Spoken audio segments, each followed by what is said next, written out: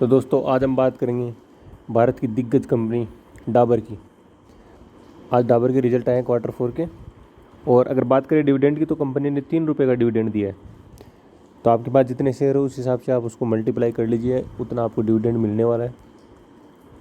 उसके बाद अगर बात करें क्वार्टर टू क्वार्टर रिजल्ट्स की, तो दोस्तों अगर हम बात करें टोटल इनकम की, तो आपकी जो कंपनी ने Q4 में जो रिजल्ट दिखाए हैं उसकी टोटल इनकम इस क्वार्टर में लगभग 2421 के आसपास रही है, जो पिछले क्वार्टर की तुलना में कम है। क्योंकि पिछले क्वार्टर में आप देख सकते हैं जो इनकम है वो लगभग 2800 के आसपास रही थी। तो क्वार्टर बेसिस अगर आप देखेंगे इनकम घटी है। लेकिन अब बात करेंगे ईयर एंड पिछले क्वार्टर की तुलना में, तो पिछले साल की तुलना में यहाँ पे लगभग 500 करोड़ की बढ़ोतरी देखने को मिली है क्वार्टर टू क्वार्टर एंडिंग में। तो हम कह सकते हैं कंपनी का जो टोटल इनकम है वो कंपनी की बढ़ी है। उसके बाद अगर हम बात करें टोटल एक्सपेंसेस की, तो दोस्तों टोटल एक्सपेंसेस अब की बार कंपनी ने अपना खर्चा कम किया है। जबकि पिछले क्वार्टर में लगभग 2200 करोड़ का खर्चा था, और जो पिछले साल जो खर्चा था वो लगभग आप देख रहे हैं 1580 था। तो अब की बार कंपनी ने अपना जो है खर्चा कम किया है। लेकिन पिछले साल, एक साल पहले जो खर्चा हुआ था वो उससे लगभग 500 करोड़ रुपये या 400 करोड़ रुपये हम कह सकते हैं कंपनी ने ज़्यादा खर्चा किया है एक साल बाद। और अगर हम उसके बाद अगर हम बात करें नेट प्रॉफिट की, net profit for the period of year, तो अगर आप यहाँ पे अगर नेट प्रॉफिट देखेंगे तो आप देख सकते हैं Q4 अब की बार इस क्वार्टर में जो रिजल्ट आया उसमें 377 है, पिछले में लगभग 500 था। तो Q3 की तुलना में Q4 में प्रॉफिट में कमी देखी गई है। लेकिन अगर आप बात करें पिछले साल के क्वार्टर की, एक साल बाद अगर कंपनी का प्रॉफिट देखें तो कंपनी का प्रॉफिट यहाँ पे बढ़ा है, क्योंकि पिछले साल ये लगभग 281 रुपये था।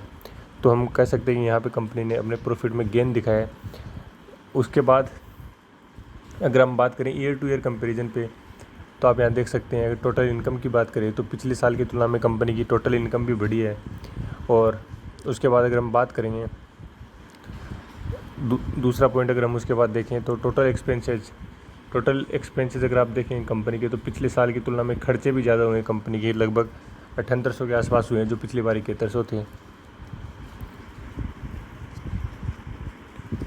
उसके बाद अगर हम बात करें नेट प्रॉफिट की, मतलब पूरे साल का प्रॉफिट कितना रहा, तो अब की बार ये लगभग 1700 करोड़ रहा है ये प्रॉफिट, जो पिछली अब की बार आप देख सकते हैं 1700 करोड़ के आसपास रहा है, जो पिछली बार 1450 करोड़ था।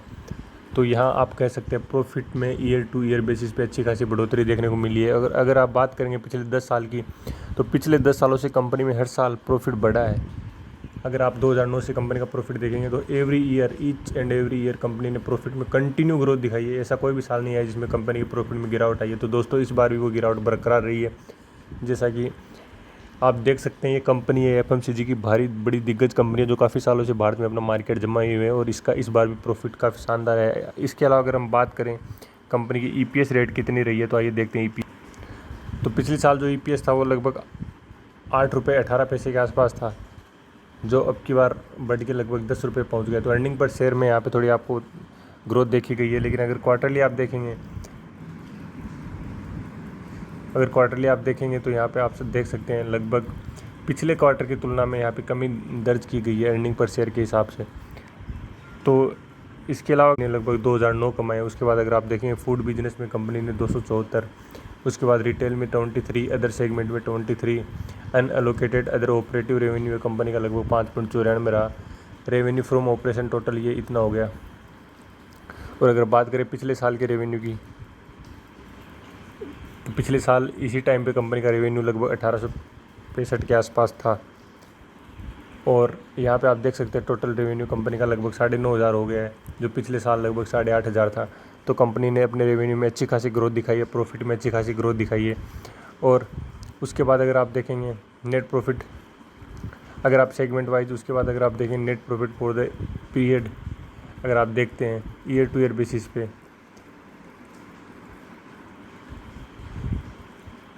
तो हम ऑलरेडी डिस्कस कर चुके हैं कि कंपनी का जो नेट प्रॉफिट है वो कंपनी ने लगभग यहाँ पे 250 करोड़ के आसपास कंपनी ने अच्छी खासी ग्रोथ दिखाई है। तो दोस्तों कंपनी के रिजल्ट बहुत ही शानदार रहे हैं। इसके अलावा भी अगर आप देखना चाहिए सेगमेंट एसेट, सेगमेंट लाइबिलिटीज़, तो आप देख सकते हैं। तो कंपनी की जो सबसे बड़ी बात है, कंपनी ने अच्छा खासा डिविडेंड दिया है, 3 रुपये, इतना अच्छा नहीं कह सकते बट 3 रुपये का डिविडेंड दिया। उसके अलावा कंपनी की परफॉर्मेंस है वो बहुत ही शानदार है और कंपनी के रिजल्ट भी शानदार है। और सबसे बड़ी बात है जो कंपनी पिछले 10 सालों से हमेशा प्रॉफिट देती आई है। तो दोस्तों कंपनी का डाटा बहुत ही शानदार है और अभी इस रिजल्ट को देखने के बाद जो नेक्स्ट टारगेट हो सकते हैं कंपनी के, वो आप समझ सकते हैं कंपनी 600 को पार इजीली कर सकती है अगले आने वाले कुछ समय के अंदर, क्योंकि कंपनी का आप देख सकते हैं बेस बहुत ही शानदार है, फंडामेंटल बहुत ही शानदार है। और आने वाले टाइम में जैसे कोरोना हटेगा तो मार्केट में इस कंपनी की डिमांड और ज़्यादा बढ़ने वाली है, क्योंकि डाबर का प्रोडक्ट आप जानते हैं वैसे विश्वसनीय होता है। तो दोस्तों इस कंपनी में ये एंट्री करने का बहुत ही शानदार मौका है। Thank you.